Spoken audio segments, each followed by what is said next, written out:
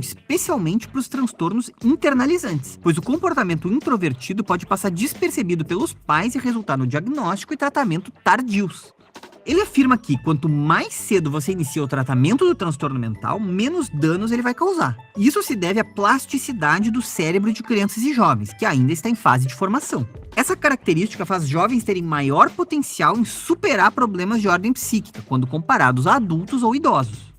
Além disso, a maioria dos transtornos mentais presentes nos adultos se inicia na juventude. O psiquiatra ainda acrescenta que por isso é importante o cuidado na infância e na adolescência.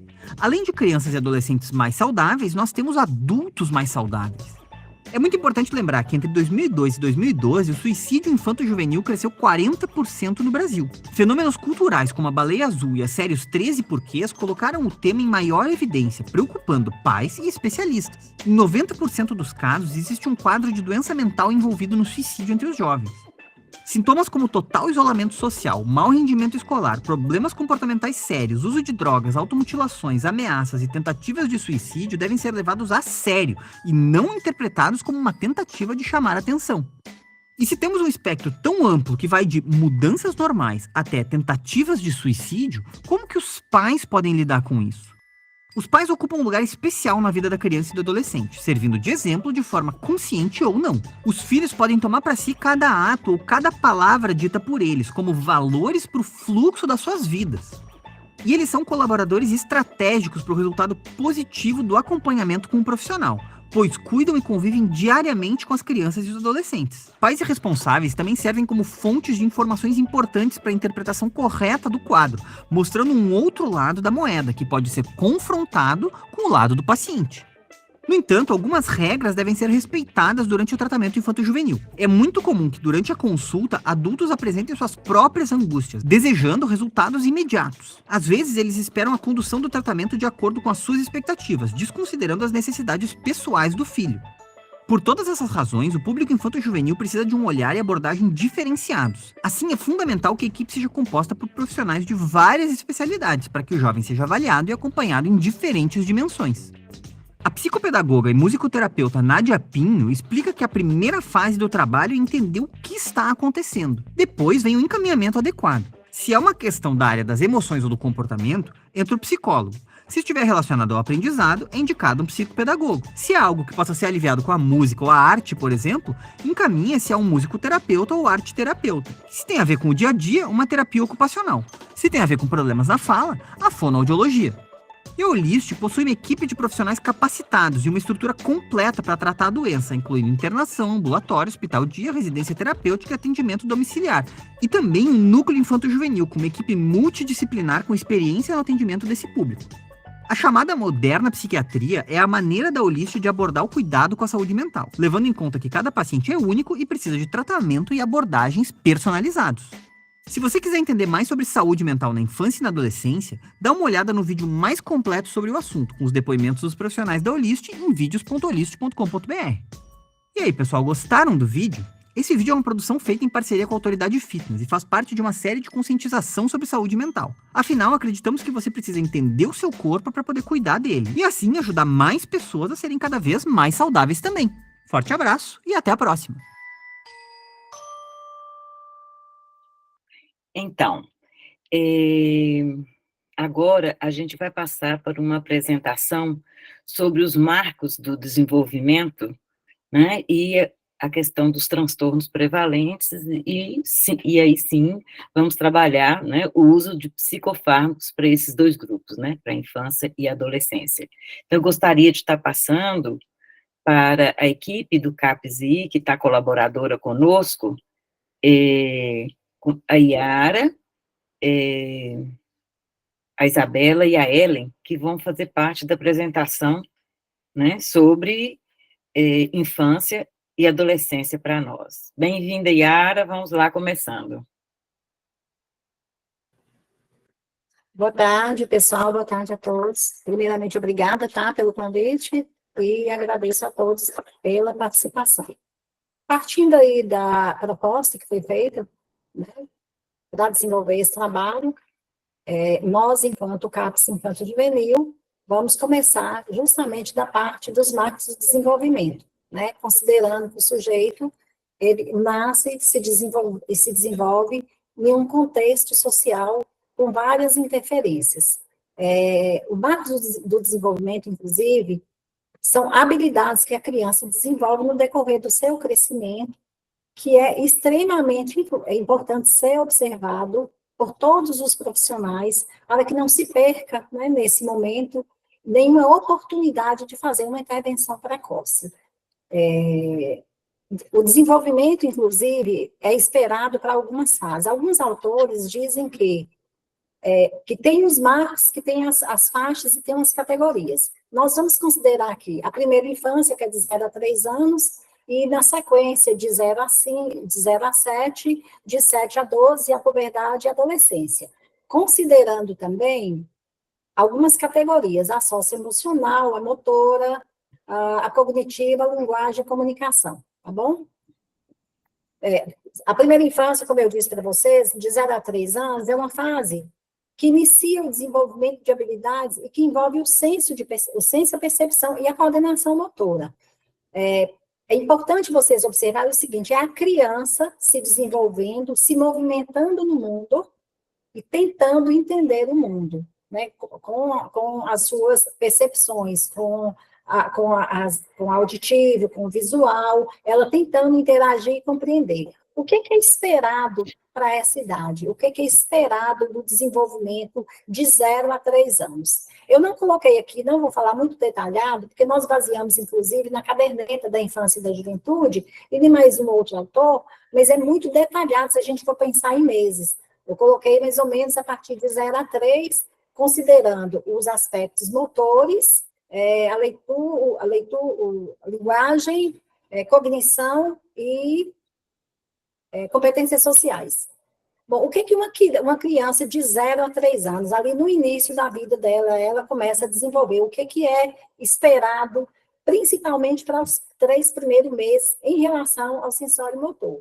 Que a criança levante a cabeça, que ela consiga rolar, que ela pegue objetos e leve até a boca, porque inclusive o levar na boca é a fase oral, a criança vai passar por essa fase, do início ali dos 3 meses, dos 2, 3 meses, até os 2 anos mais ou menos, que é a fase oral, que é a fase do início da experimentação do prazer, né? E ela vai levar até a boca. Mais ou menos com 6 meses de idade, a criança já senta, já começa a sentar com a firmeza no corpinho, começa a manipular objetos, bater para ouvir sonzinhos, troca de mãos os objetos, passa de uma mãozinha para outra. Mais ou menos com 9, nessa questão motora, ela começa a engatinhar, fazendo aquele movimento de soldadinho, aquele que você agacha e vai com as mãozinhas fazendo o movimento de soldadinho. Mais ou menos 9 meses, depois dos 9, entre 9, 11 e 12 meses, ela já começa a ficar em pé. Não necessariamente precisa de ser nessa etapa tão certinha assim. Uns vão mais tarde, outros um pouco mais cedo, mas considerando, inclusive, os limites possíveis para... os limites que são possíveis, né, para poder a criança desenvolver sem ser considerado atraso. Ela fica na ponta do pé, inicia os primeiros passinhos, inclusive. Arremessa objetos, ela pega uma bola, se está na mão, ela já consegue arremessar, equilibra, mais ou menos com 1 ano e pouco, 2 anos, ela já equilibra, fica mais firmezinho, inclusive esse equilíbrio faz com que ela se movimente mais. Ela gosta, inclusive, de ficar em pé a maior parte do tempo, escoradinha no sofá, andando escoradinha perto da cama, até ela começar a firmar e dar os primeiros passos. Tem crianças que com 1 ano e 3 meses, elas já estão começando a andar, né, mas assim, com uma forma um pouco insegura. Outras crianças com 1 ano e meio, mais ou menos. Com 2 anos, a criança já consegue ficar em pé direitinho, andar, firmar em um pezinho só. Depois dos 2 anos, a criança, inclusive, já consegue correr. Essa é a parte considerada significativa, importante de ser observada dentro do desenvolvimento motor da criança. A parte da linguagem, a criança já começa a produzir pequenos sons a partir de 3 meses, mais ou menos. Inclusive, ela começa a imitar e reproduzir os sons que ela ouve no ambiente. Ela conhece a voz, ela reconhece os sons e começa a fazer aqueles murmúriozinhos. Ou então reproduz o som do cuidador. Sabe? Esses sonzinhos assim que a gente está acostumado a ouvir de criança nessa idade, que é importante a gente observar. Com mais ou menos 9, 10 meses, elas começam as primeiras sílabas. Pá, má, depende, inclusive, da estimulação que ela tem, né? Com mais ou menos 1 ano, ela já começa a reproduzir outros tipos de comportamento. Ela imita, uma pessoa dá tchau, ela já bate a mãozinha e já responde. Com 1 ano e pouco, 1 ano e meio, mais ou menos, ela já começa a falar mamá, papá, depende também de tudo que tem no ambiente, do que é estimulado.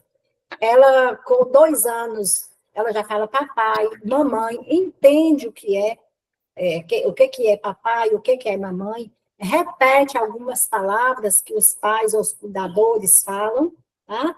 E tem um vocabulário mais ou menos de 2 ou 3 palavras para se comunicar, tá? Para ela minimamente conseguir comunicar com o cuidador. Ela compreende, inclusive, 2 adjetivos. Quando os cuidadores falam, por exemplo, menino bonito, ela já compreende o que é isso. Parte cognitiva da criança da mesma fase, de 0 a 3 anos. Ela emite e acompanha sons quando ela está lá pequenininha, como eu falei com vocês. Reconhece o próprio nome quando chama, fulano e tal, ela já olha para você. Tem preferência por brinquedo, ela já escolhe com o que ela gostaria de brincar. Já consegue, inclusive, apontar para as coisas que elas querem. Consegue, inclusive, usar uma colher para se alimentar, pegar na colherzinha assim direitinho para se alimentar. Isso mais ou menos com 1 ano. Com 1 ano e mais ou menos 1 ano e meio, ela já consegue, 1 ano e 8 meses, nomear algumas cores, apontando, sabe? Algumas cores, quando você pergunta para ela. Primeiro, o cuidador fala amarelo, rosa, vermelho, e depois ele pergunta. Ela não responde, mas ela já nomeia, mostrando para o cuidador algumas cores. As formas geométricas, ali mais ou menos com 2 anos. Pegar aqueles brinquedos, inclusive, que tem as formas geométricas, o círculo, o quadrado, o triângulo, ela já consegue reconhecer e encaixar aquelas formas geométricas dentro do brinquedo. Reconhece, inclusive, 2 ações. Filho, cadê o brinquedo? Ali com 2 anos e pouco, ela já pega o brinquedo e mostra para o cuidador, mostra para o adulto. Quando conta uma história para a criança, nessa parte cognitiva, 2 anos e pouco, não vou falar certinho não, 2 anos e 3 meses, 2 anos e meio, conta uma história para a criança e mostra para ela um livrinho com as ilustrações, e depois pode perguntar para ela assim, filho, cadê o palhaço? Ele já aponta ali onde é que tem o palhaço, onde é que tem uma bola, sabe? Ele já consegue fazer essa distinção. Quando fala uma ação, também ele já entende, depois dos 2 anos, próximo ali dos 3, 2 anos e meio, 2 anos e 6 meses, ele já entende quando o cuidador fala, filho, pega o brinquedo para mim. São 2 ações, pega o brinquedo, né? E ele já entende. Consegue se comunicar, mostrando, chamando, apontando.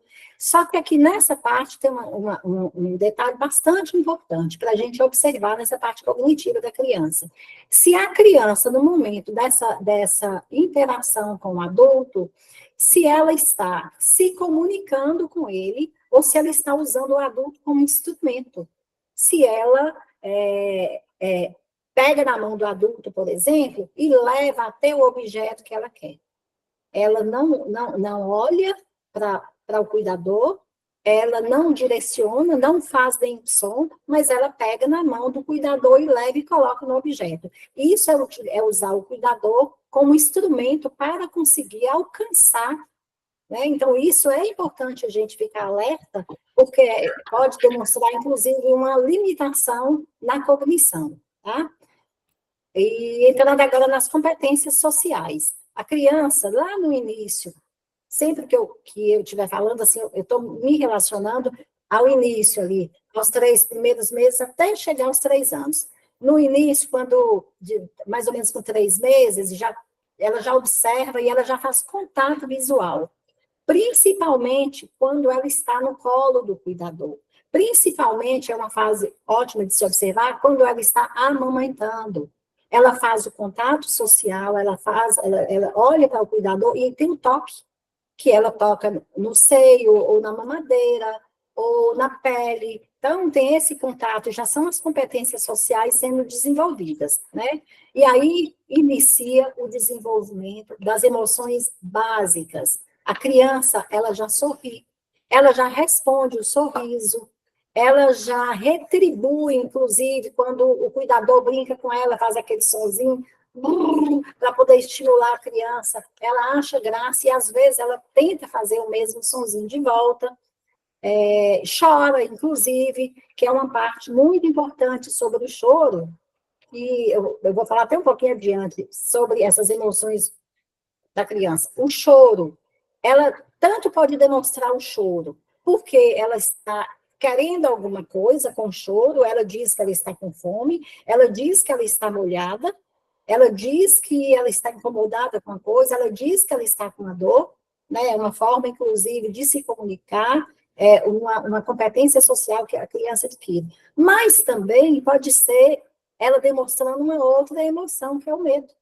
que a criança, com mais ou menos 6 meses, ela já demonstra esse medo. Medo de estranho, medo de ir no colo de alguém diferente, medo de sons que emitem um barulho muito alto, enfim, ela já está manifestando as primeiras emoções aí. Lembrando sobre o choro e o medo, tem a fase da ansiedade de separação, que é importante a gente lembrar, tá? Uma criança com mais ou menos 2 anos, ela vai manifestar isso de uma forma mais intensa, um choro mais intenso, tá? Então, assim, na primeira infância, gente, na primeira infância, é isso que eu tenho para dizer, e vou entrar agora já na segunda infância, que a criança entra na fase da comunicação verbal, aquilo que a gente chama de tagarelar, né? Ela começa a falar meio que aleatoriamente, assim, sobre muito conteúdo, é de 3 a 7 anos. Solta tudo que pensa, inclusive, mesmo que as palavras não façam muito sentido. Com o tempo, a conversa tem mais coerência, e a compreensão sobre os outros, da criança, porque elas falam dos outros, melhora. Compreende sobre o que os outros falam, começa a usar palavras e frases mais complexas. Aqui a criança pode lidar simbolicamente com os aspectos da realidade. Quando ela lida simbolicamente, a partir mais ou menos de 4 anos de idade, elas já começam a usar o simbólico, né, para poder se comunicar.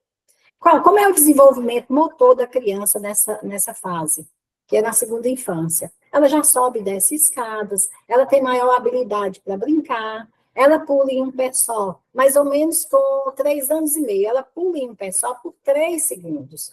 Com 4 a 5 anos, ela consegue pular e ficar em um pé só por 5 segundos. Mais ou menos, entre 5 e 7, ela consegue pular com o pé só por mais ou menos 7 segundos. Consegue nadar, escalar pequenas alturas, consegue, inclusive, andar de bicicleta com aquela rodinha, né, e vai evoluindo até tirar essas rodinhas. Tem uma parte importante aqui, que é a motora fina, quando a criança, mais ou menos, com 3, 4 anos de idade, ela começa a fazer os primeiros desenhos. Quadrar, tentar fazer aquele círculo grande, sem nem fechar direito, tentando imitar uma bola, ela já tenta fazer um quadrado, ela faz linhas retas, ela brinca com blocos, ela empilha grande número de peças, consegue usar garfo, já usa pinça, aquelas de brinquedo, para poder, né, pegar algumas coisas com a pinça, usa as 2 mãos para uma ação, por exemplo, tem uma tesoura, aquela de picote, própria da criança, ela usa uma folha e a tesoura, e consegue fazer os picotes, mais ou menos com 3 anos e meio, 4 anos de idade.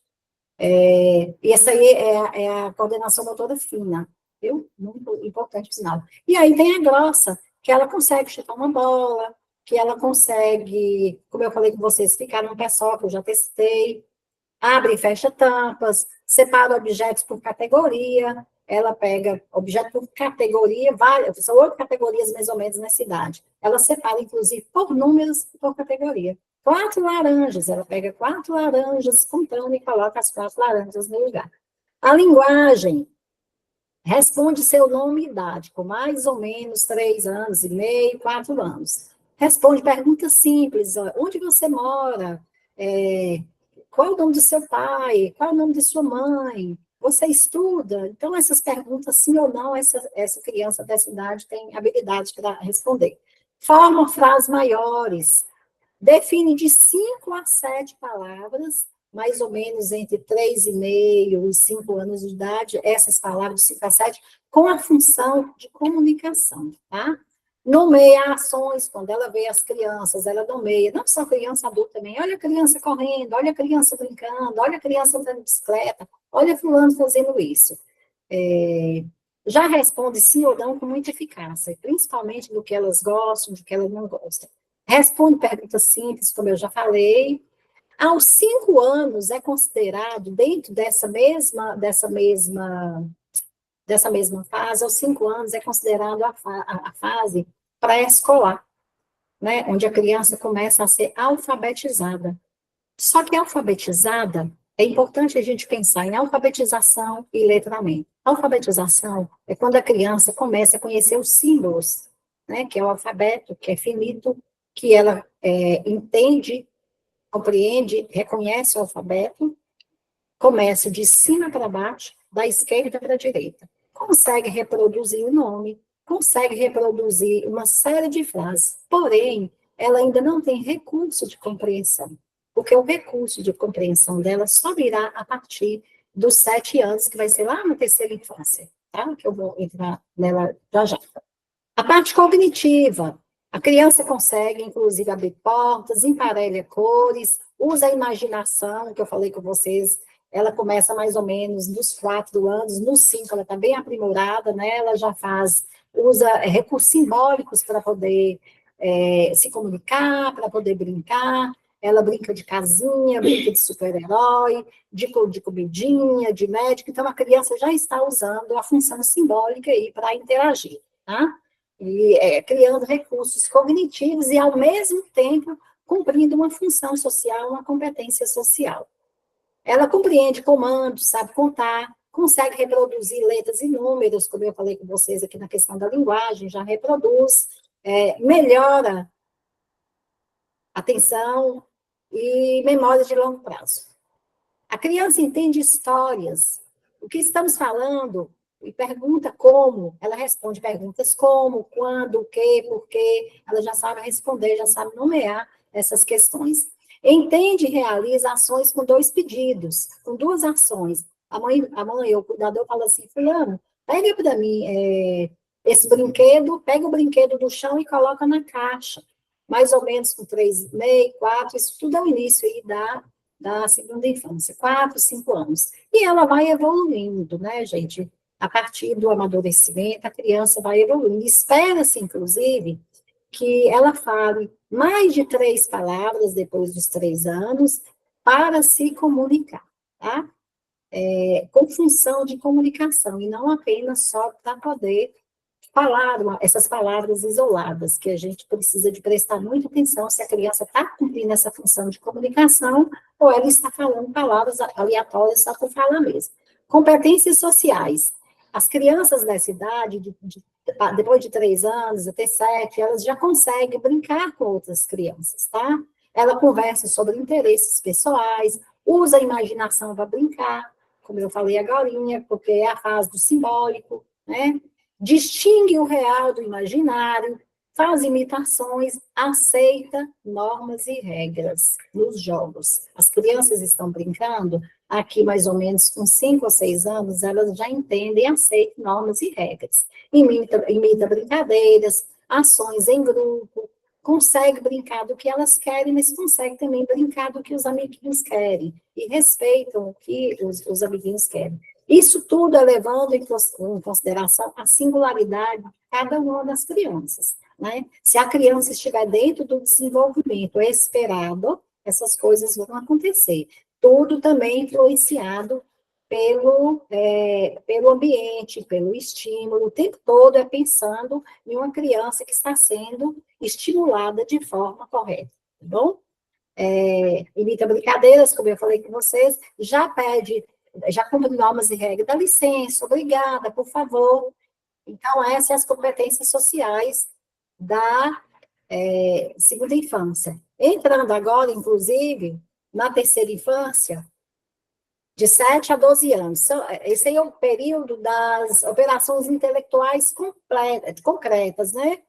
A criança já consegue fazer uma avaliação do que é real e fazer uma comparação. Já consegue expressar suas ideias, criam regras mentais sobre como as coisas funcionam, usam para saber como devem pensar ou agir, formam suas próprias ideias sobre o que é certo e errado.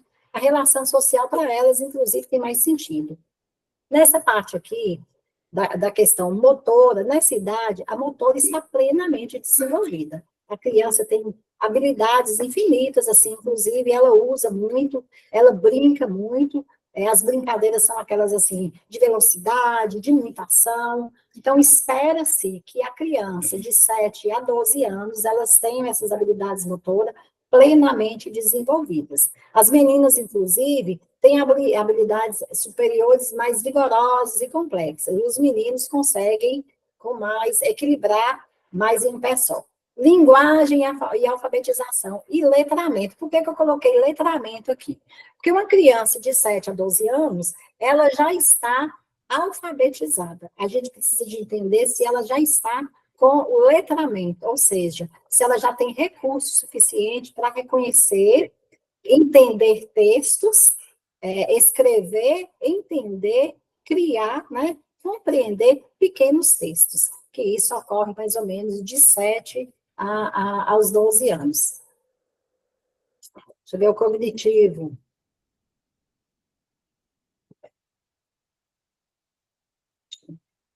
Aqui a criança, gente, começa a desenvolver o cognitivo, né? Começa a desenvolver pensamento lógico, possui melhor compreensão sobre o pensamento lógico, consegue resolver problemas que antes elas não conseguiam, com essa idade elas já conseguem achar soluções para algumas coisas, partindo das experiências vividas anteriores. Tem melhor noção de tempo e espaço. Essa melhor noção de tempo e espaço é uma das coisas que a gente precisa muito de observar. Se a criança ela tem orientação auto e alopsíquica. Aqui no CAPS infantil, assim, quando a gente recebe a criança, a gente observa muito essa questão. Quem é, onde ela está, que dia que é hoje, que ano que é, filho de quem, onde mora, né? Para ver se ela está com esse desenvolvimento em dia. Tem melhor noção de tempo e espaço, como eu já falei, já faz aquela categorização maior. Já usa, inclusive, tem a relação com dedutivo e indutivo, partindo de verdades e conclusões já existentes. Competências sociais, o desenvolvimento de identidade, nome completo, idade, onde mora, como eu falei com vocês, tanto ela faz parte do cognitivo, como ela faz parte das competências sociais. E ela já tem essa compreensão e ela já passa essa compreensão para o outro, né? Verbaliza e entende emoções. Tem conhecimento de regras, desde lá dos 5 anos dessa idade anterior, dessa fase anterior, dos 5 e 7, que ela já vem construindo essa qualidade, esse elemento que é compreender normas e regras. Espera-se, inclusive, que uma criança de 7 a 12 anos, ela já compreenda melhor normas e regras, tá? Tem conhecimento de normas e regras, como eu disse, fazem amizade com facilidade, gostam de interagir, interagem bastante, inclusive, no contexto escolar. Essa fase, inclusive, é aquela deixa de ser menos egocêntrica, e, inclusive, ela sai um pouco, assim, desse olhar tão direcionado para a família e começa a olhar para grupos de convívio, né? Elas socializam melhor na escola, e com outros grupos, o grupo familiar, vizinhos, enfim, outras instituições. Os medos, inclusive, eu falei de emoções lá no vídeo anterior, e não falei de emoções com vocês na segunda infância, que é muito importante. O medo na primeira infância, porque isso é uma coisa que vem muito. O medo lá na primeira infância, eu falei com vocês do que era, né? Que ansiedade de separação, a criança tem medo de ficar sem o cuidador. Na segunda infância, a criança, o medo que se apresenta tem relação com o imaginário. É medo de fantasma, medo de bruxa, Medo dessas coisas. Nessa idade aqui, o medo dela é mais concreto, está mais baseado na realidade. Ela vai apresentar medo de situações reais, medo de ladrão, medo de bandido, medo de acidente, medo de perder os pais, por alguma coisa desse sentido. Após as crianças, elas começam a prestar mais atenção, nesse momento, nas coisas, assim, que cercam a sociedade, naquele contexto que elas vivem, né? Então, o medo, ele tem ele é mais, assim, fortalecido nesse sentido de que ela já tem segurança e interpreta melhor, baseado na realidade. Então, assim, essas são as competências sociais esperadas, inclusive, para essa idade, que é a segunda infância. Na terceira infância, nós vamos entrar agora na puberdade e adolescência, que é acima de 12 anos. Tem até um vídeo aí, né, Rosângela, não sei se agora, de Stanley Hall, né, que fala sobre essa idade, né, esse turbilhão de emoções que acontece, né? O período da adolescência, como vocês estão vendo, compreende uma época de tempestade e tormenta, devido à oscilação de tendências contraditórias. Enfim, é um período, inclusive, que a cognição, que as emoções, principalmente as emoções e comportamentos, eles estão muito mexidos. Né? A criança, o adolescente, ele é convocado a sair de uma idade, né, que é a infância. Ele, inclusive, começa a passar por umas fases que é o luto. Ele tem o luto da infância, deixou de ser criança. Ele tem o luto do corpo, que modifica, que ele tem, inclusive, nessa parte física, uma alteração muito significativa e muito rápida. Tem o aumento dos pelos, tem o que a gente chama de estirão, aumento da musculatura e a osseatura, né? Então, é um estranhamento para o jovem. Isso, inclusive, pode causar muito sofrimento e chegar para a gente uma outra lógica, né? Quando eles passam por esse processo de transformação corporal, inclusive, influenciado principalmente pelos hormônios. Esse período, inclusive, é o período de operações intelectuais, né, abstratas, caracterizado pelo pensamento proposicional e representa o ideal da evolução cognitiva do ser humano. Como eu falei com vocês, tem o desenvolvimento físico, que são essas alterações que eu já disse, e o cognitivo, a capacidade para pensar de forma mais abstrata, aumento da habilidade de enfrentamento de situações problema. Nessa idade, inclusive, eles já desenvolveram estratégias para resolver problemas, né? Problemas que anteriormente não tinham solução, neste momento eles já encontram. Nessa fase eles têm mais habilidade. Só que é uma fase também de muita crise de identidade, de questionamentos. Eles começam, inclusive, a questionar os próprios valores adquiridos pelas famílias. Os pais, né, nessa fase, eles trazem, inclusive, muitas queixas, porque tem um estranhamento de ambos os lados. O jovem, ele traz um estranhamento com a família, e a família com o comportamento do pré-adolescente, né? Porque eles ficam meio opositores, não são todos, não estou generalizando, mas é uma coisa que acontece, porque faz parte, inclusive, da idade. Nesse momento, ele vive a crise de identidade, de angústia, conflitos internos e incertezas, vive o luto pela perda do corpo infantil, como eu já disse, lugar da infância, e a cobrança para assumir um lugar de quase adulto, porque é uma questão que os cuidadores sempre cobram, fulano, porque você poderia ser diferente, porque você tem que ter mais responsabilidade. Às vezes, ele não tem maturidade para isso, ele acabou de deixar uma fase, está entrando em outra. Então, isso, às vezes, pode ser para ele adoecedor, né? Bom, das fases, eu falei muito rapidamente, o conteúdo é muito intenso, nós temos pouco tempo para falar, é mais ou menos isso que está posto. E o que é importante disso tudo que eu falei? Nenhum desses marcos, nenhuma dessas fases, eles podem ter furo. Eles devem ter furos. Por isso a importância de quando passar por atendimento, de quando passar por uma anamnese, de quando passar, né, pelo acolhimento, observar se a criança, principalmente a daquela lá da primeira infância, E é lá na primeira infância que a gente começa a observar mais detalhado essas questões, se essas fases elas foram desenvolvidas todas as competências, ou se tem um furo, ou se tem um atraso em alguma. Quanto mais cedo perceber os atrasos, mais cedo tem uma intervenção, tá? E na adolescência, quando esse atraso está lá, ele se agrava muito em todas as fases, mas principalmente na adolescência, por quê? Não é porque é tardio o cuidado, não. Mas se for de forma precoce, melhor e melhor resultado nós teremos, né? Com essas crianças e adolescentes. É isso que eu tenho para dizer para vocês, tá? Na sequência, agora eu vou passar para Isabela, viu? Que vai falar um pouco com vocês, né? Muito obrigada, Yara, uma apresentação muito boa, né? E agora a gente gostaria, né, de passar a palavra para a Isabela, que é enfermeira, né, no CAPS Infanto Juvenil, né, para falar também um pouco sobre algumas orientações em relação à infância e adolescência.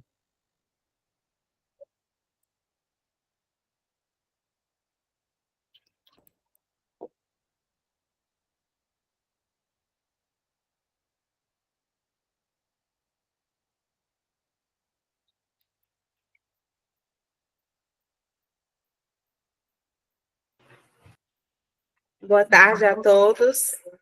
Meu nome é Isabela, né? Atualmente eu estou como enfermeira aqui no CAPS Infanto Juvenil. E, assim, vim falar um pouquinho para vocês, né? Acho que antes de falar de qualquer coisa propriamente, a gente precisa entender um pouco da amplitude, né, do conceito de desenvolvimento infanto-juvenil. Então, assim, a gente precisa entender que o desenvolvimento infantil, né, ele é um processo complexo, um processo ativo, resultante da interação entre a herança genética, os aspectos biológicos e as influências do meio em que a criança vive. Então, entender esse processo, né, esse conceito como um conceito amplo, ele vai facilitar justamente para que nós profissionais, né, que atendemos esse público, nós não fiquemos unicamente presos à observação de um corte transversal desse crescimento, desse desenvolvimento. Justamente nesse sentido de que a gente não se prenda a identificar ou a realmente observar um fato isolado, né? Considerando, inclusive, todos os marcos que Yara já colocou. Então, a gente precisa ter em mente que tudo, né, no ser humano, ele tem uma influência do meio social em que ele está inserido. Então, a gente precisa entender disso justamente para fazer uma avaliação fidedigna de como ele está evoluindo e de como está desenvolvendo, né? Porque a gente sabe que todos esses aspectos em que a criança está envolvida, ele vai influenciar diretamente, né, na vida e nesse processo de desenvolvimento.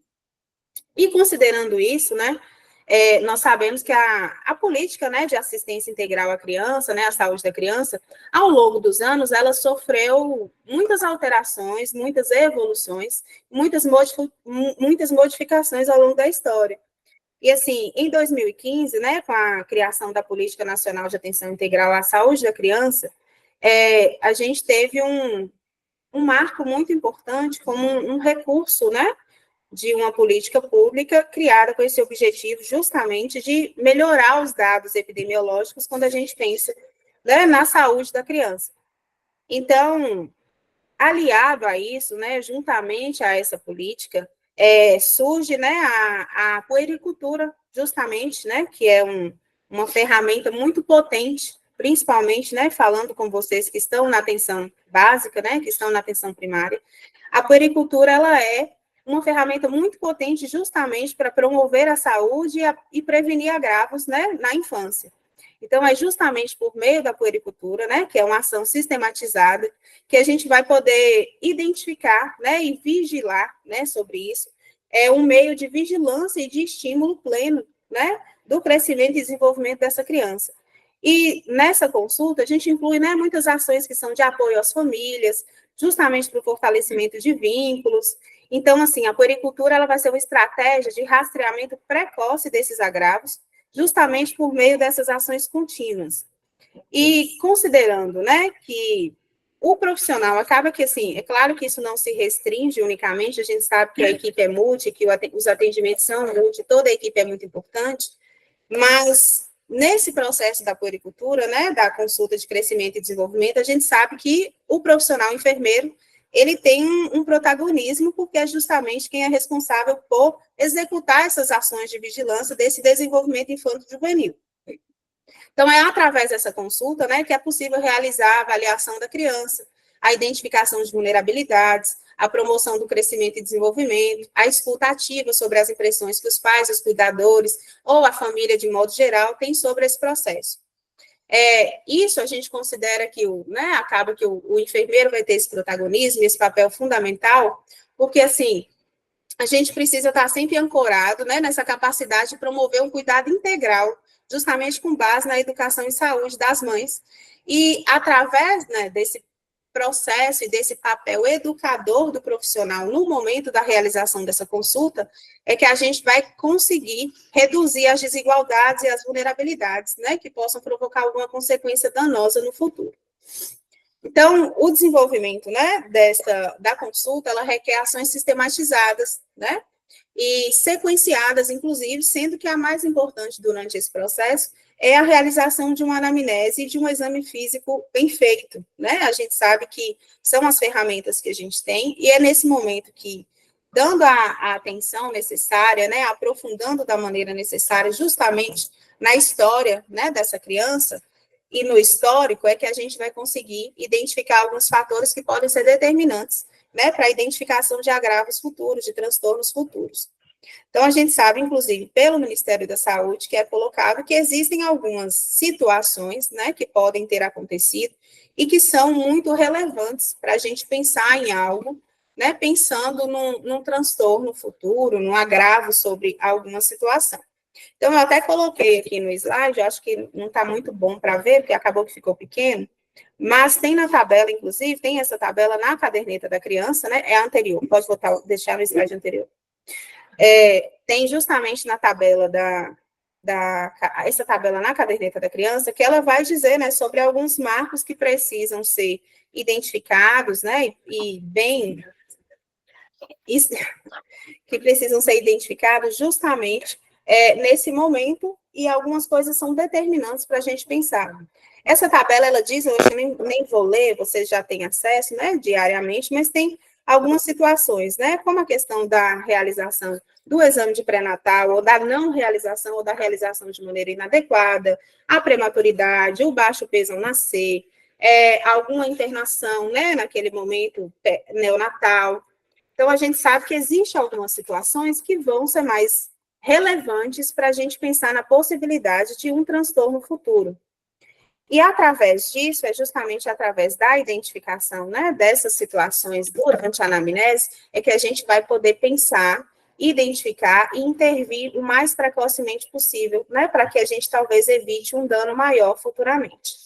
Eu até coloquei como um alerta a importância da gente pensar no cuidador nesse processo, né? A gente precisa ouvir o cuidador nesse processo, porque os pais, os responsáveis, eles serão os primeiros a identificar qualquer alteração nesse processo. Talvez não de uma maneira, né, assim, se você pensar de uma maneira realmente embasada, teórica, mas ele consegue identificar se há alguma estranheza, entre aspas, nesse processo de desenvolvimento, às vezes até comparando com outras crianças, né? A gente tem uma máxima de que cada criança tem seu tempo, mas a gente sabe que não é bem assim. É claro que existe a influência do meio, é claro que cada um, né, vai apresentar de uma maneira, considerando, né, a singularidade de cada um, mas a gente também tem um limite sobre isso, a gente também precisa identificar o ponto em que isso já é realmente, né, um indicativo de atraso, um indicativo de que a gente precisa intervir nessa situação. Então, é importante sempre perguntar ao cuidador, aos pais, o que eles estão achando desse processo de desenvolvimento e validar essa informação que eles trazem, porque é muito importante. Então, considerando assim, para a gente manter, né, uma melhor efetividade, né, nesse processo, durante, inclusive, as consultas de crescimento e desenvolvimento, a puericultura em si, é muito importante que a gente mantenha a periodicidade, né, nessas consultas, porque é uma ação sistematizada. Eu preciso disso regularmente, eu preciso disso como uma sequência para que eu consiga avaliar se isso está sendo desenvolvido de maneira adequada. Então, o Ministério da Saúde, inclusive, ele coloca, né, assim, a quantidade, né, a periodicidade desejada ou ideal para esse processo, dizendo que são pelo menos 7 consultas, né, no primeiro ano de vida, 2 consultas, geralmente, no segundo ano de vida, e a partir daí, uma consulta anual, né, para essa avaliação. Então, é importante, né, que a gente fique atento à realização dessa avaliação de uma maneira sistematizada, justamente para que a gente não fragilize essa assistência.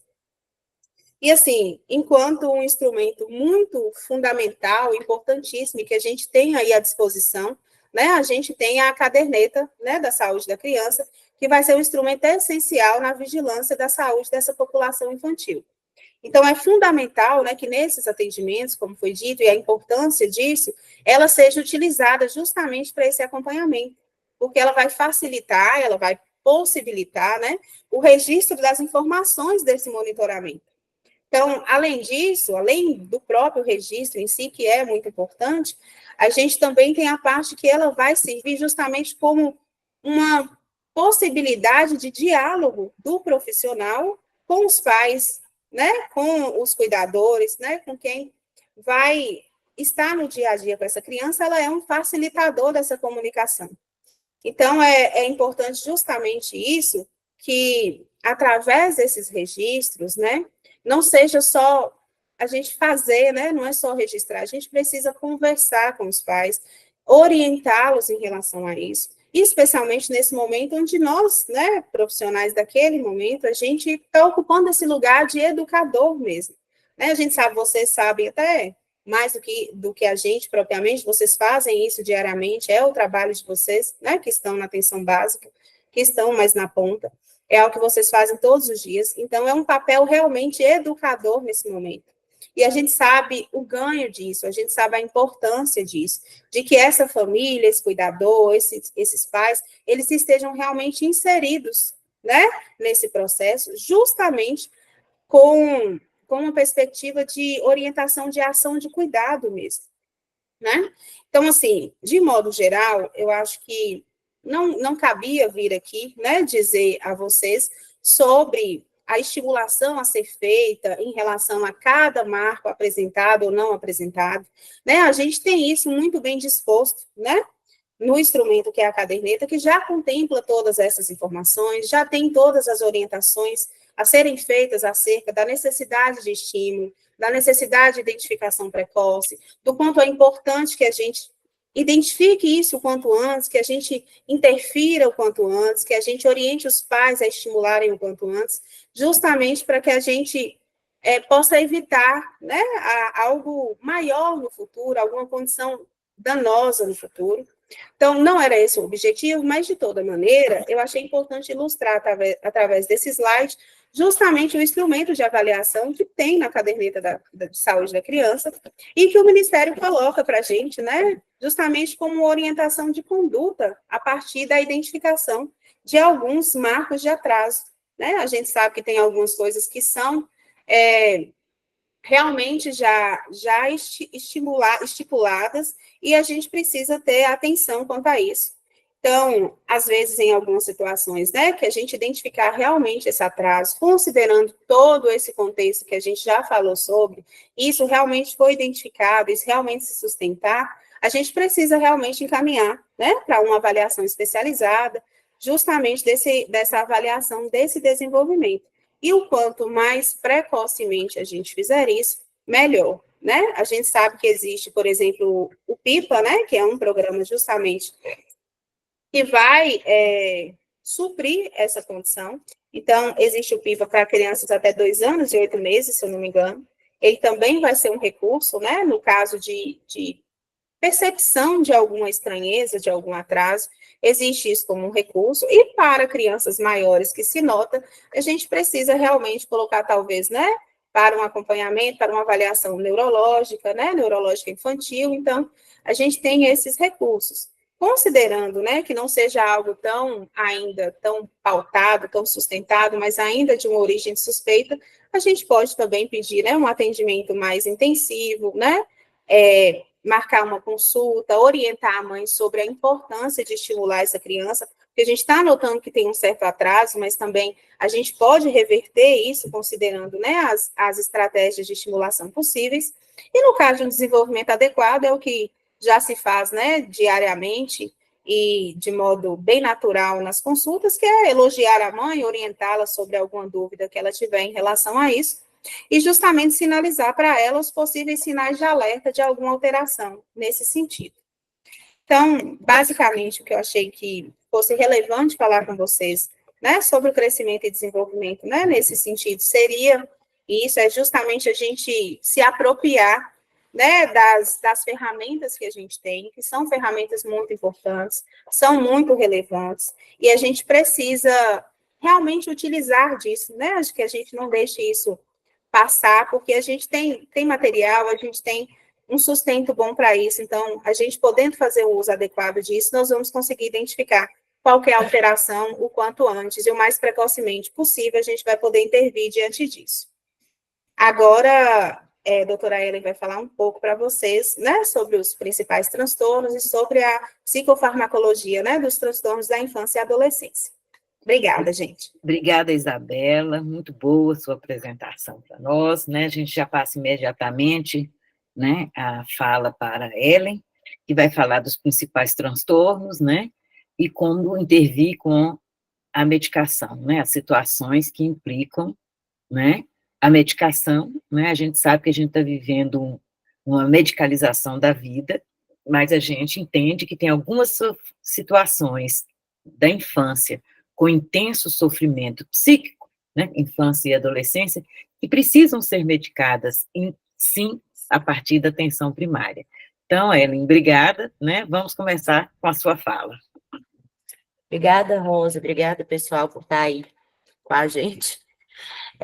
Então, eu vou falar um pouco da psicofarmacologia, tentando enfocar, já que a gente está falando aqui, pensando em fluxo de rede, tentando falar um pouquinho do que a gente tem mais comumente na rede básica, tá? Mas o que for pertinente pontuar, para poder orientar, principalmente, assim, o que é mais usado, tornar-se mais tranquila o acompanhamento desses pacientes, tanto na conjunto aqui com a unidade, com CAPS, ou seja, com o ambulatório, e também para facilitar o processo de referência, contra-referência, de repente até conseguir tranquilizar e iniciar, tratar alguns casos menos graves.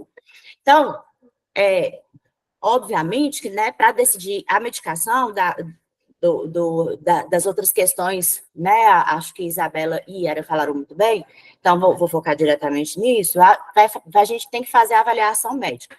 Na infância tem uma preocupação maior em se chegar a uma hipótese diagnóstica, não que isso seja algo que tenha que demorar, né, porque a gente tende, talvez até por um excesso de zelo, mas tende a demorar muitas e muitas avaliações para poder chegar numa hipótese diagnóstica. Entendendo que, né, como qualquer outro diagnóstico em medicina, a gente pode, com a evolução do paciente, talvez alterar, mas é importante estabelecer qual é o sintoma-alvo do tratamento, porque nem todo transtorno na infância e adolescência, aliás, muito comum que não seja o tratamento do transtorno em si, mas que a gente vá tratar um sintoma que está sendo disfuncional e grave, ou que está colocando o paciente ou terceiros em risco, e no diagnóstico do tratamento, porque não pode ser um tratamento incerto. E, muitas vezes, há um relato da família, assim, disse que não tinha nada, mas passou tal remédio. Né? Então, eu até nem acho que o profissional entende que não tinha nada. De repente, o profissional ainda não tinha chegado numa hipótese diagnóstica, ou talvez por até um estigma, a seriedade, a gravidade do diagnóstico do tipo autismo, por exemplo, déficit intelectual, o profissional não quis naquele primeiro momento falar, mas é importante, porque para a família fica uma coisa difícil de entender ou de aceitar, né? Por que está dando remédio se ele não tem nada? Então, vamos lá. Além de considerar o sintoma-alvo diagnóstico, isso tem que ter essa criança, esse adolescente, assim como na idade adulta, obviamente, para justificar a medicação, tem que ter impacto funcional. Na infância e adolescência, o impacto funcional seria principalmente a convivência familiar, a convivência e frequentar, né, de uma maneira que ele esteja rendendo minimamente dentro do esperado o ambiente escolar e relacionar-se com seus pares e as funções biológicas básicas. Então, tem que alimentar, tem que usar o banheiro, tem que dormir à noite. Então, teve impacto funcional, teve sintomas alvo ali, já entendeu o que você está indo medicar, descarte causas clínicas, né, sempre, e algo que a maioria dos livros, das referências que a gente pegar, vai orientar. Aí pode ter pequenas variações, mas eu gosto de pensar, de novo, para facilitar o nosso raciocínio clínico, num protocolozinho básico de o que a gente pede logo de cara para poder iniciar a medicação, que a gente já estaria excluindo algumas causas metabólicas, hormonais, de sintomas que podem surgir na infância, e também já investigando se a criança não tem nenhuma alteração, por exemplo, de insuficiência hepática ou de alterações eletrolíticas ou cardíacas que possam atrapalhar ou contraindicar algum medicamento. Então, uma rotina de laboratório básica, então, geralmente a gente pede hemograma, o TSH, a função renal, pode pedir o marcador, né, creatinina, mas ureia, creatinina, sal de potássio. E aí, a maioria das vezes, a gente tem de pedir pelo menos ali um colesterol, uma glicemia de jejum, porque é muito comum que os antipsicóticos, por exemplo, que são muito usados na infância de segunda geração, eu vou citar ali, interfiram na questão metabólica, tá? E um eletrocardiograma de base. Muitos psicofármacos também, especialmente os antidepressivos, especialmente os tricíclicos, podem alterar o traçado, tá? Então, vamos lá. Os antipsicóticos típicos. Eu vou falar aqui pela tabela, eu vou pontuar mais ou menos em quais situações que a gente usa, e aí a gente vai falando da infância, o que a gente ficou combinado de falar para hoje. Que é mais ou menos o que é peculiar, que é a questão do neurodesenvolvimento, do TDAH, de conduta. Os antipsicóticos típicos, que aí a gente exemplificou haloperidol, tioridazina e clorpromazina. Né? Tem levomepromazina também, que é um que eu costumo lançar com uma certa frequência. Essas doses eu tirei do manual de consulta rápida, do Cordioli, porque eu acho que, caso seja alguém queira consultar, se pensando e quem está na atenção primária, eu acho que é uma boa literatura. É rápida, é prática, é sucinta. E aí, mas está correto. Eu olhei o whitebook, tudo que eu olhei, não tive tempo de verificar todos, mas todos que eu olhei parece que está correto e está bem explicado. Porque o whitebook, Rosa, é um aplicativo que os médicos usam bastante para consultar a prescrição. Nome de medicação, forma de uso, né? A posologia na pediatria. Eu olhei o whitebook, achei que está bem atualizado e está bastante correto, assim, no meu entendimento. Então, eu acho que também pode ser usado ali o whitebook, tá? As medicações, gente, são basicamente as mesmas, tá? E deixa eu fazer logo uma consideração que serve para um raciocínio geral, que é, na infância e adolescência, assim como na gestação, né, em alguns que são grupos especiais, não pode ser feito estudo prospectivo, né? Não tem como a gente pegar um grupo de crianças pequenas e dar um remédio e ver se vai dar certo ou se não vai dar. É proibido. No Brasil é terminantemente proibido, não pode. A gente só pode fazer retrospectivo mesmo. Nos Estados Unidos, alguns estudos de crianças maiores são permitidos. Por isso, em bula, a maioria dos medicamentos vai estar falando a partir de 5 ou 6 anos. Tá? Não é porque não pode, é proibido dar para antes de 5 ou 6 anos. É porque o estudo, com maior nível de evidência, foi feito nessa população. Então, em bula, o laboratório não pode constar o que não é viável ter sido feito o estudo. Ele não tem como ele assertivamente dizer que foi estudado, que está assegurado. Porém, a gente tem artigos, a gente tem vários estudos retrospectivos, a gente tem a experiência clínica, né? E aí está também qualquer protocolo que se pegue, qualquer diretriz que se pegue, Isso está colocado. A preferência para a medicação liberada pela Anvisa, pela FDA, que a gente usa muito esses parâmetros americanos, mas, não havendo essa medicação, a gente pode utilizar,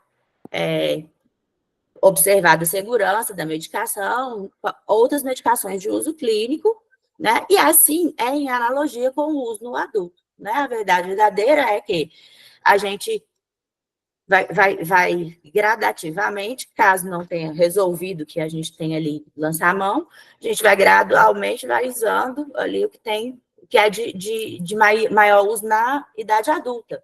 Então, por isso, a gente vai ter muito menos, de maneira geral, estudo com medicamentos mais novos, que, de certa forma, até favorece a gente usar os da rede. Mas, assim, esses mais caros, mais novos, não têm muito nível de evidência, porque eles não foram ainda muito utilizados. Não significa, de novo, que eles sejam incorretos, ou que eles não possam ser usados, eles só não têm ainda uma segurança suficiente para serem a primeira escolha, tá?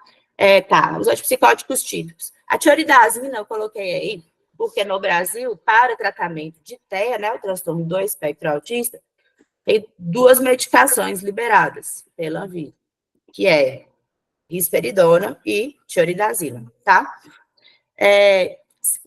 Mesmo que não tenha na rede, é uma indicação de baixo custo, tá?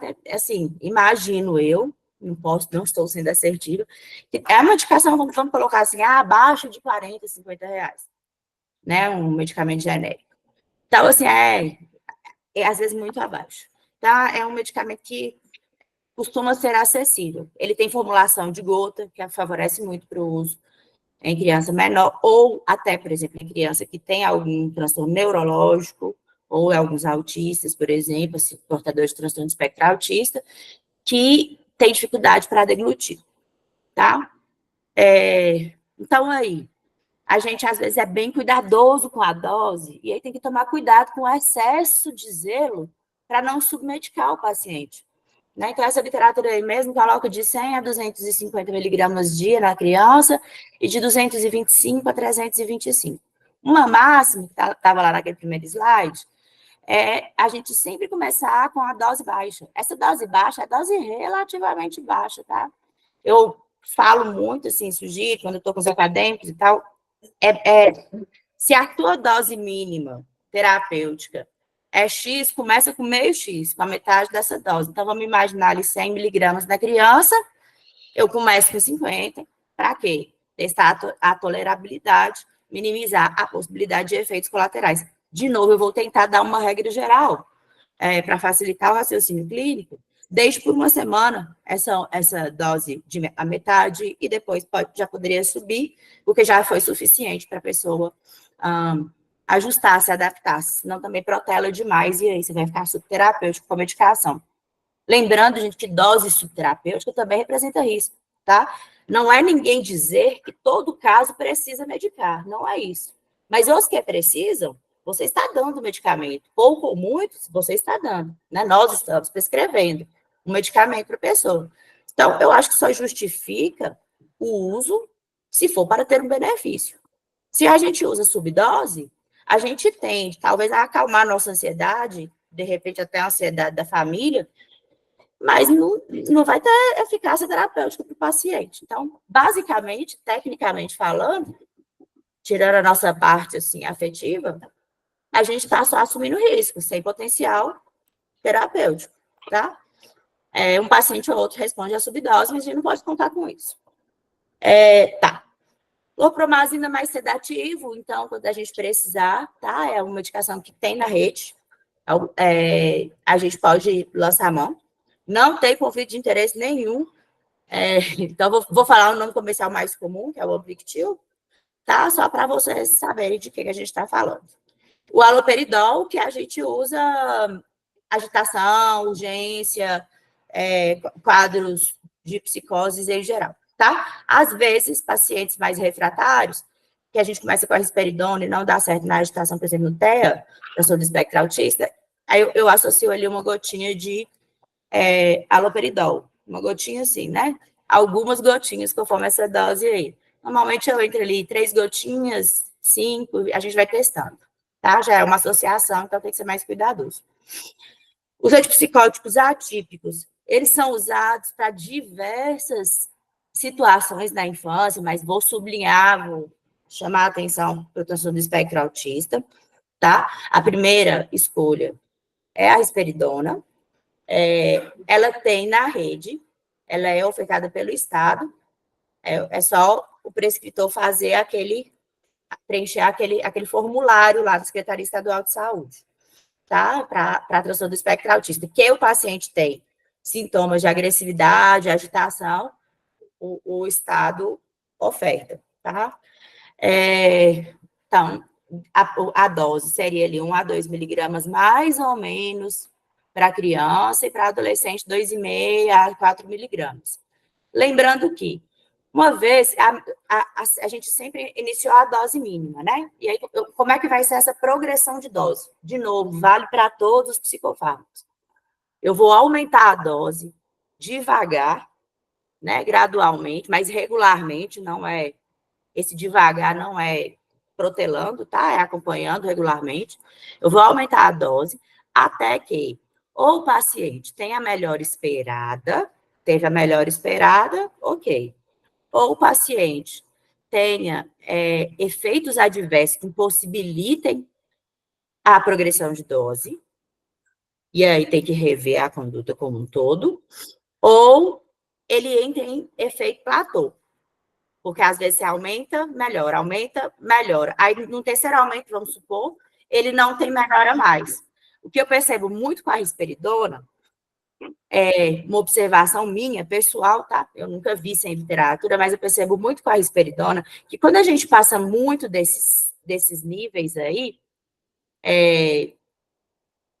bem, vamos, crianças aqui, é muito comum a gente chegar, às vezes, em 4 miligramas, e adolescente, a maioria dos adolescentes já tolera dose de adulto, tá? Alguma literatura que pode ter alguma divergência, mas ok. Eu acho assim, eu até deixei, porque eu acho importante a gente pontuar essa questão da dose, e mais especificamente da risperidona. Então, em geral, a gente vai aumentando. Quando a criança tem que ter benefício, ela costuma ter uma resposta, mesmo na dose baixa, você já percebe algo. Não é uma coisa, e assim também acaba sendo com antidepressivos, acaba sendo com psicoestimulante. Às vezes a gente vê um aumento gradual, assim, insistindo na medicação que não teve resposta terapêutica adequada, ou quase nenhuma. E aí, depois dessa dose, o paciente, criança, adolescente, começa a apresentar muitos efeitos adversos e quase nenhum efeito terapêutico. E aí, tem hora que o tratamento começa a ficar, descompensar, assim. Em vez de melhorar, talvez a gente esteja produzindo mais sintomas. Então, tem que rever, tá? A outra medicação para transtorno do espectro autista, que é aprovada para uso no exterior, muito usada, não sei porque ainda no Brasil, mas deve ter sido questões burocráticas mesmo. É o aripiprazol, está muito bem embasado em literatura, muito, assim, relativamente bem estudado. Então, o aripiprazol também é muito utilizado. Eu vejo muita subdose. Existe um aripiprazol de 1 miligrama por ml, uma solução, um xarope, facilita para as crianças. Ele é um remédio relativamente caro, tá? Não é fornecido de costume pela rede. E aí é só mesmo uma situação de um paciente que não resolveu, tá? 5 a 15 miligramas para criança e 10 a 20 para adolescentes. Então, é muito comum chegar com 1 ml, 2 ml de aripiprazol e, olha, tá em crise, tá muito ruim. Mas, bem, e com essas doses muito pequenas, às vezes, não vai melhorar mesmo. Eu acho que é isso, porque é o da rede que vai ser fornecido para o TEA e o que da rede que tiver mais básico. Importante falar, e aí eu vou só apontar porque não tem uma parte específica dele, da clonidina, que é a atensina, que é um antipertensivo. Gente, como antipertensivo, ele quase nem é usado, né? É uma medicação que se prescreve muito rotineiramente. Mas a gente usa na infância e adolescência para agitação, principalmente para quadro sobreposto com hiperatividade, tá? E com uma boa resposta, tá? é muito barato. Infelizmente, hoje, só tem uma marca sendo comercializada no Brasil, e eu fico até triste, que deve ser uma caixa de remédio, deve ser uns 10 a 20 reais no máximo, tá, sabe? Que dá para um mês. Então, assim, pode ser tirada a qualquer momento.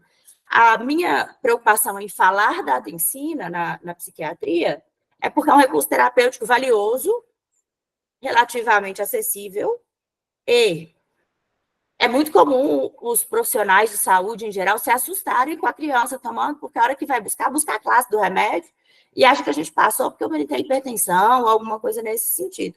Tá? Não. É o uso para agitação, que pode acontecer, é muito frequente no espectro autista, tá bom? Pode passar os demais aí, seriam mais específicos, né, nos casos de ali, esquizofrenia, de outras psicoses, de transtorno bipolar, que vão ser muito parecidos em abordagem com o adulto, então, muito parecidos não, equivalentes mesmo. Não tem peculiaridades, mas aí talvez pontuar na aula específica. Na aula não, no encontro específico. Os antidepressivos, gente, aí tá tricíclicos, mas não, tá? Inibidores de recaptação de serotonina, de digitação. Então, fluoxetina, tá? Que é fornecido pela rede, sertralina também. Eu acho que são os mais importantes dessa classe. Lembrar que fluoxetina é uma medicação, né, ali dos inibidores dos mais antigos, dos que tem mais. Então, tem bastante estudo, bastante estudo. Então, ele tem uma eficácia muito boa, né, tanto para tratar humor, ansiedade, como ele foi o antidepressivo que se mostrou mais eficaz para transtorno do espectro autista, e aí tem até uma permissividade maior para você subir a dose, chegando a aumento de dose até 80 miligramas, tá, porque tem eficácia. Compulsão alimentar, tá, e às vezes a gente tem o quê? A gente prescreve ali a risperidona, criança tem muita compulsão alimentar, então muitas vezes é um recurso terapêutico que a gente tem, especialmente se a criança é ansiosa e vai necessitar ser medicada ali, usar a fluoxetina associada, tá? A sertralina, já não tem mais essa diferenciação de criança e adolescente, né? É a mesma dose do adulto, 50 a 200 miligramas. Tá? E aí, também disponível na rede, começa com 25, eu sugiro.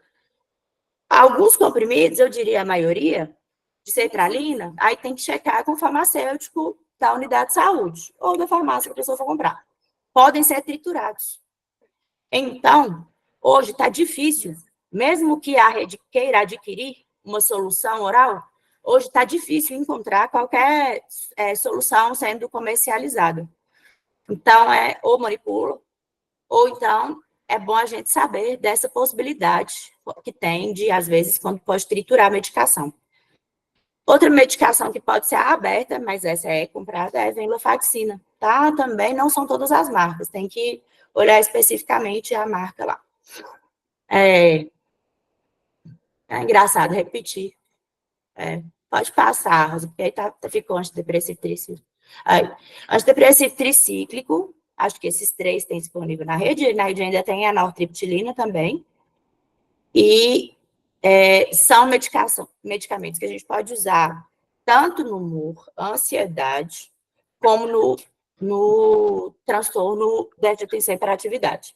Não é a primeira linha, mas é uma opção terapêutica, e é uma opção terapêutica relativamente eficaz na infância. Não é uma boa ideia para adulto, tá? Para tratar especificamente transtorno de déficit de atenção e hiperatividade. Não é uma boa ideia para adulto para isso, mas para criança tem nível de evidência bom para tratar esse quadro.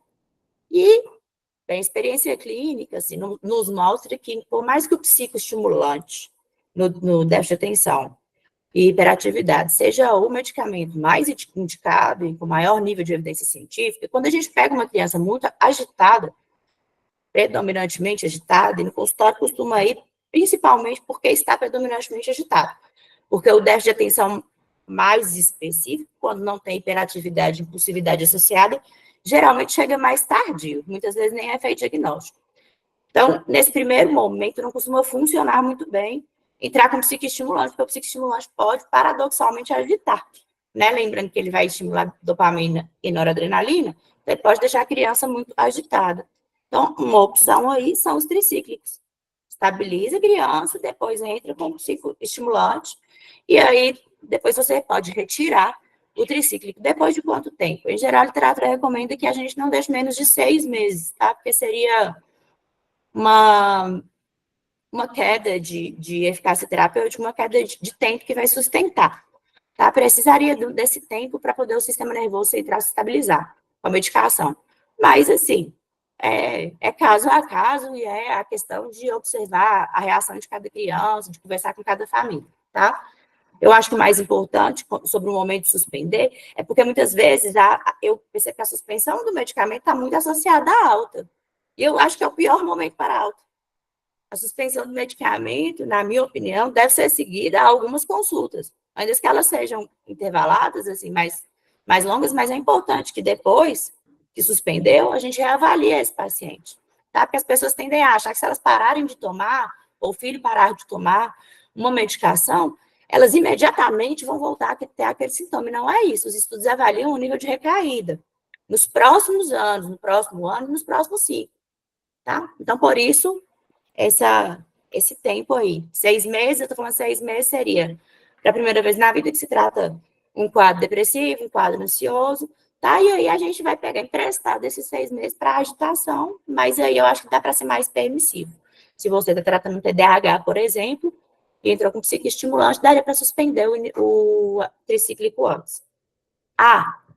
O tricíclico é uma opção valiosa e barata, acessível, para a enurese noturna, tá? Que pode tanto ser um sintoma que a criança tem, né, assim, puro, quanto ser um quadro secundário a efeito colateral de medicação. Eu até estava discutindo um caso aqui e eu não gosto, né? Quando tem enurese noturna, a gente procura trocar a medicação, é um sintoma muito disfuncional, muito desconfortável, mas tem medidas comportamentais, enfim. Mas tem hora que o paciente se beneficia muito da medicação e realmente não é possível trocar.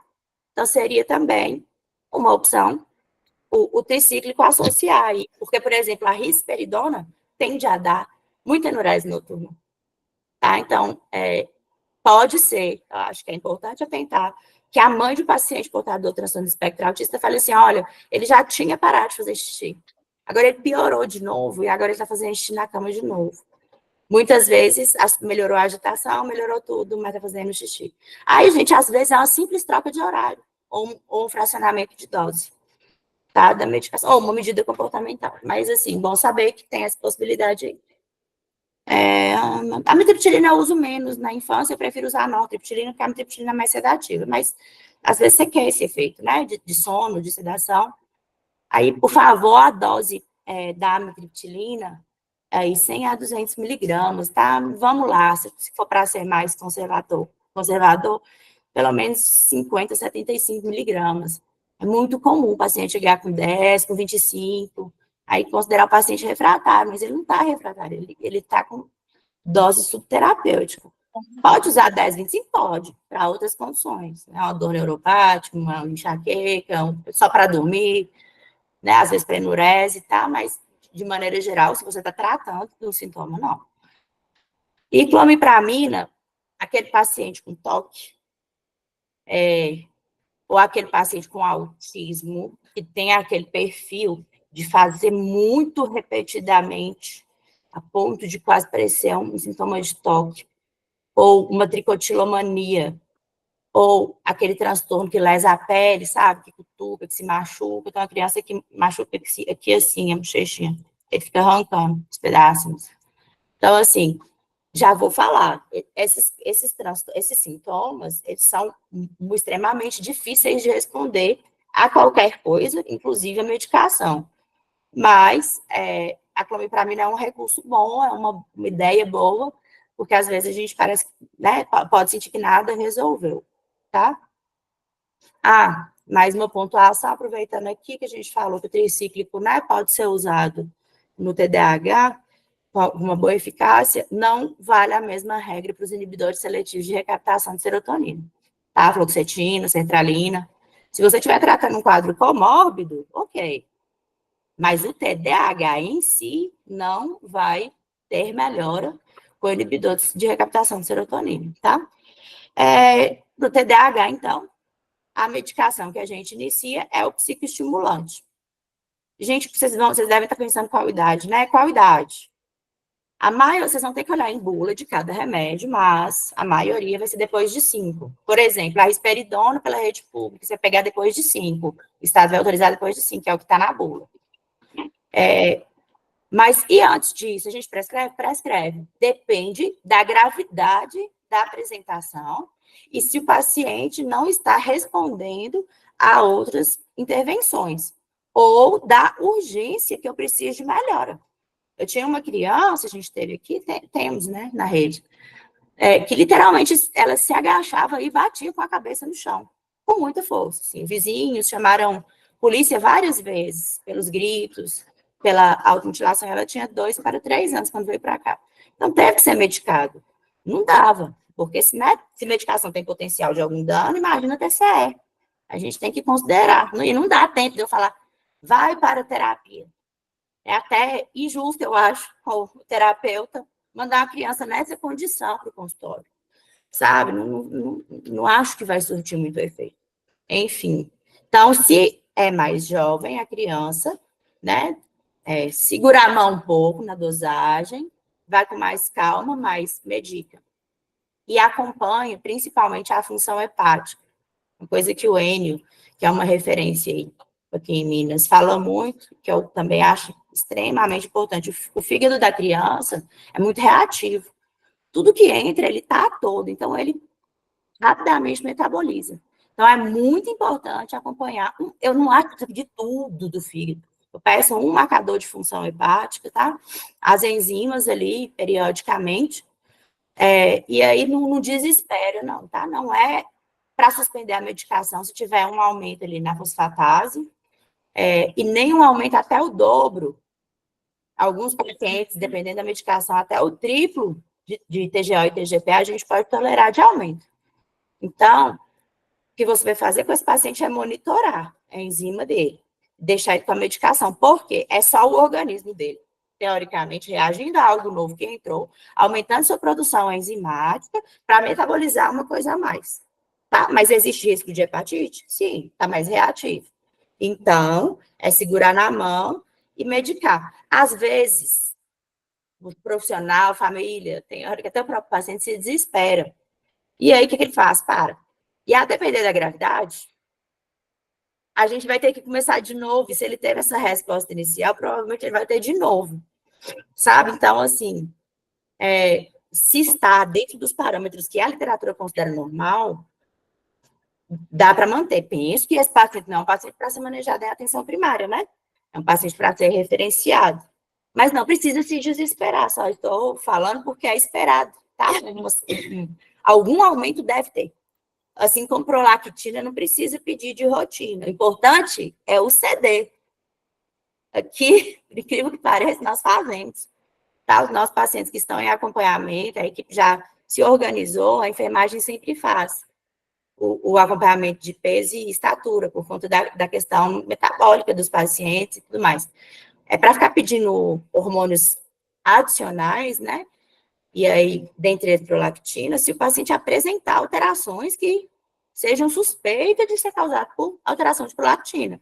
Então, isso em geral, alteração do crescimento e desenvolvimento, da maturação sexual, né? No adolescente ali, se a menina começou a apresentar irregularidade menstrual depois de já ter menstruado, etc. Não pede um exame que vai dar alterado, porque um pouco vai estar alterado. E só vai angustiar a família, e aí depois acaba indo para a referência para a gente explicar, não, mas é isso mesmo. E aí é muito difícil você explicar para alguém que é isso mesmo, o remédio altera mesmo e está tudo certo. A literatura recomenda pedir só em casos que tenha alteração. O que temos que fazer é o CD. Então, mesmo nas fases que o crescimento e desenvolvimento não é mais rotineiramente acompanhado, porque tem uma fase, né, que a caderneta ele recomenda, as consultas e tal, no paciente em uso de psicofármaco, a gente recomenda que faça periodicamente, tá? Toda consulta ali, isso é uma coisa que dá tranquilamente para ser, pelo menos na nossa forma de ver, no nosso forma de trabalhar, que dá para ser compartilhada com a enfermagem. Mas é difícil, a gente entende, sabe? Tem pacientes que têm muita dificuldade e a gente tem que ter uma certa habilidade de manejo para medir esses meninos, pesar, às vezes no colinho da mãe, etc. Os estimulantes, a lisdexanfetamina não está disponível na rede, é uma medicação mais cara. Mas, assim, felizmente, lisdexanfetamina acaba sendo uma opção terapêutica maravilhosa para adolescentes maiores e adultos, né? Nem tanto para criança, eu não costumo precisar de lisdexanfetamina para a maior parte das crianças, não. Criança responde bem, do meu ponto de vista, a metilfenidato, a famosa Ritalina. Hoje tem outras marcas, a Tenzi, aí, né, tem as de liberação prolongada. É importante olhar, a liberação prolongada tem mais de uma forma de liberação. Eu não vou ficar falando de todos os tipos. Aqui tem, às vezes, disponível na rede a Ritalina LA, que é a liberação prolongada, que faz dois picos, né? Um pico inicial e mais no meio de um outro. Vamos pensar que é quase como se a gente ingerisse 2 comprimidos ali, mas aí temos a vantagem de ficar o dia inteiro a criança coberta. E hoje tem uma restrição já legal, que as escolas não podem administrar medicação. Isso, às vezes, é importante. As liberações prolongadas também podem minimizar os efeitos colaterais, tá? Mas também não vamos pensar assim que sempre é melhor a liberação prolongada, não. Às vezes, não. Tem crianças que vão precisar ser medicadas em determinados dias, outros não. Nem sempre, tá, gente? Tem muito uma orientação de não dar final de semana, por exemplo. Como se no final de semana o menino deixasse de ter aquela condição. E no final de semana, a criança precisa socializar, a criança precisa se organizar, a criança precisa fazer as coisas normalmente, tá? Sem contar que essa ruptura da medicação não é que seja impossível, mas ela causa sintoma. A criança precisa ficar um pouco mais letárgica, um pouco mais molinha. Então, a gente pode ter essa opção, mas, em geral, eu prefiro usar diário. Porém, vamos supor, tem muita criança que passa um dia inteiro com comprimido só, e aí ela precisa tomar 2 de liberação imediata, só se ela for para o reforço à tarde, se ela tiver uma outra atividade que exige esforço mental à tarde, tá? Lembrando que também a Ritalina ou o lisdexanfetamina, né? A marca de referência é a Ovenvance, mas hoje já tem entrando outros no mercado. Esses medicamentos de liberação prolongada tem tido umas faltas, mesmo no sistema particular. Então, quando é possível, eu faço de tudo para iniciar com o outro, que tem mais regularidade no fornecimento. Não só pelo sistema, como pelo sistema particular também. Tá? Então, e não tem na literatura diferença de eficácia. A eficácia de tomar de liberação imediata e de tomar de liberação prolongada é a mesma. A gente pode ter diferença de adesão, a gente pode ter diferença para determinado paciente, né? Mas para a população geral, a eficácia, um não é melhor do que o outro, não, mais potente do que o outro. Não. Ellen, nosso tempo está encerrando. Mais 3 minutos para você? Então, eu acho, assim, realmente é muito extenso, né? O assunto foi só para levantar, talvez, tentar trazer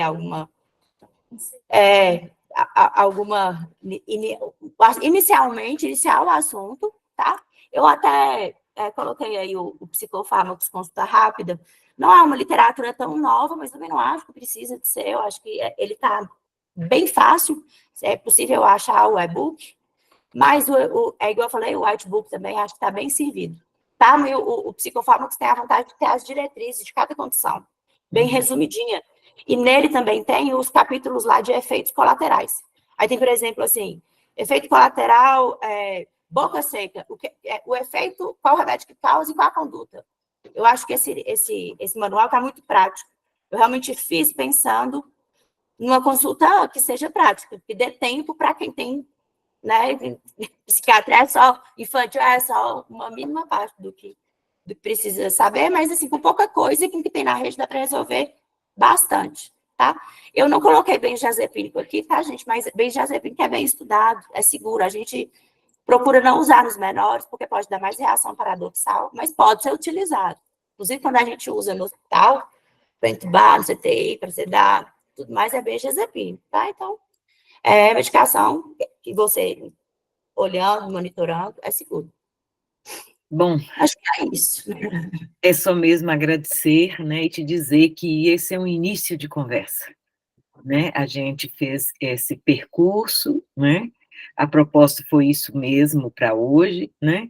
A gente gostaria de dizer que a gente retoma os pontos na medida que nós vamos ter um espaço para trazer casos clínicos, né? As equipes, né, os profissionais que tiverem casos que gostariam de compartilhar aqui para a gente fazer a discussão, né? Pode estar contactando a coordenação de saúde mental ou então com a Simone, né, no núcleo de educação permanente, que vai ser a oportunidade para a gente poder trabalhar, né? Mas nós temos o próximo encontro, que nós vamos falar de vida adulta e envelhecimento, que é no dia 9 agora já, né? Está próximo.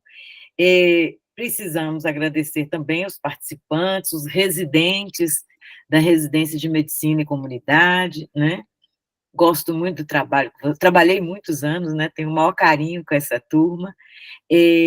Quero pedir desculpas que a gente teve alguns problemas, né, operacionais, mas é isso mesmo, é um primeiro encontro, nós vamos aperfeiçoando, né, dizer para vocês, né, com satisfação que nós tivemos 100 pessoas nessa sala e 81 pessoas no YouTube, então significa, né, que o assunto é de interesse e hoje foi o início, nós vamos falar da vida adulta e do envelhecimento, e depois também nós vamos falar de algumas condições, né, que é a clínica de álcool e drogas, a questão das psicoses e da tentativa de autoextermínio na adolescência e na vida adulta.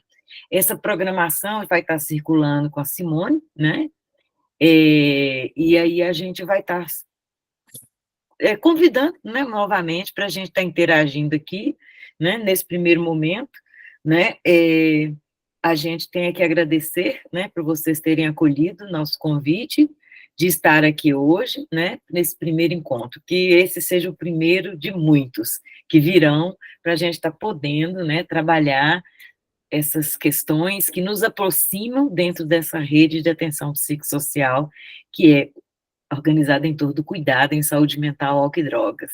Vanessa, você gostaria de falar alguma coisa, finalizando? Ei, Rosa, pois é, agradecer, né? E dizer que eu acompanhei aqui, parabenizar, né, todos vocês, você como nossa supervisora clínica institucional, eu não sei se a Simone está presente também, Ela estava, Simone, não sei se agora na sala, mas ela ela esteve. é coordenadora, né, no Núcleo de Educação Permanente, e as profissionais aí que contribuíram, colaboraram de forma muito assertiva, né, e nessa perspectiva multiprofissional, interdisciplinar, e também agradecer todos os trabalhadores que estão aqui participando conosco. Todos os trabalhadores que tiveram abertura, né? Porque isso é romper, falar de saúde mental é romper com muitos estigmas, com os nossos preconceitos, é trabalhar com o nosso autopreconceito. Agradecer, muito obrigada, e nós nos encontraremos aí mais vezes. Agora eu vou passar a palavra para você estar concluindo aí. Obrigada. Tá, não, só Parabéns, encerrando Tayara, mesmo. Ellen e Isabela. Para você também, Rosa. É só agradecer mesmo, né, por apostarem, né, nessa nossa ideia de aproximar, né, da equipe de atenção primária para, né, fortalecermos o cuidado e acolhendo as dificuldades, né, que vocês têm. Então, eu acho que na hora que a gente tiver a oportunidade aqui, mais no final, né, dos nossos encontros, serão 6 encontros, conversar sobre alguns casos, seja de infância, vida adulta ou adolescência, ou no envelhecimento, né, eu acho que isso vai nos aproximar para qualificar mais o nosso trabalho, tá? Muito obrigada, né? Obrigada. Uma boa noite para vocês, né? Já estamos finalizando o dia. Até mais. Tchau. Obrigada, gente.